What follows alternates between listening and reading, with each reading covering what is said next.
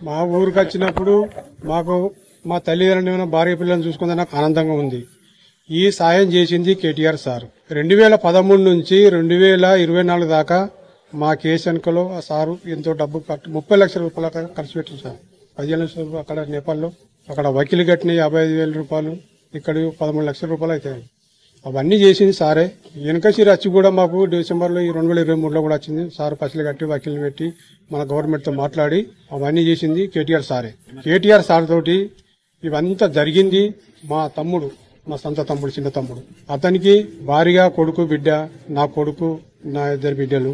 నా కొడుకు చిన్నపిల్లగాడు 6 సంవత్సరాల అంతా పోయిందని అప్పుడు పోయి నా కొడుకు 7 నెలలు అక్కడ దుబాయ్లో ఉన్నాడు. సార్ కూడా కలిసి దుబాయ్లో కలిసి నా సార్తో మీటింగ్ పెట్టి మీరు ఏం టెన్షన్ పెట్టుకో అక్కడ భరాసా ఇచ్చింది సార్.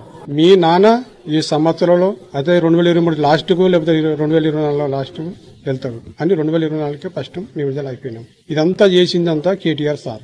కేటీఆర్ సార్ చేసిన పుణ్యంతో వచ్చి మా ఫ్యామిలీని మొత్తం మేము కలుసుకున్నాం. అందరం మాకు సంతోషంగా ఉంది అని కేటీఆర్కు నమస్కారం.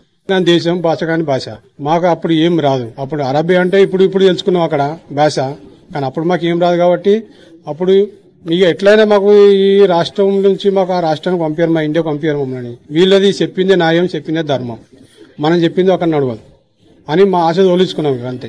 ఈ ఆశ ఇడుచుకొని ఈ దేవుని మీద భారం వేసుకొని కేటీఆర్ సార్ ఆ దేవుని లాగానే వచ్చినాడికి సార్ మళ్ళీ వచ్చి మనం తీసుకుపోతాను కూడా ఒకసారి లాస్ట్కు 2024 కూడా వస్తాను కూడా మాట ఇచ్చినప్పుడు ఆ మాట కన్నా ముందే మాకు నెరవేరింది. ఆ సార్ చేసిన సహాయంతో మేము విడుదల వచ్చిన విధానంలో వచ్చి మా భార్య పిల్లలు, మా తల్లిదండ్రులు, మా ఫ్యామిలీ, మా చెల్లెళ్ళు అందరినీ, మా భావాలందరినీ, మా కుటుంబ సభ్యులను కలుసుకున్నాం.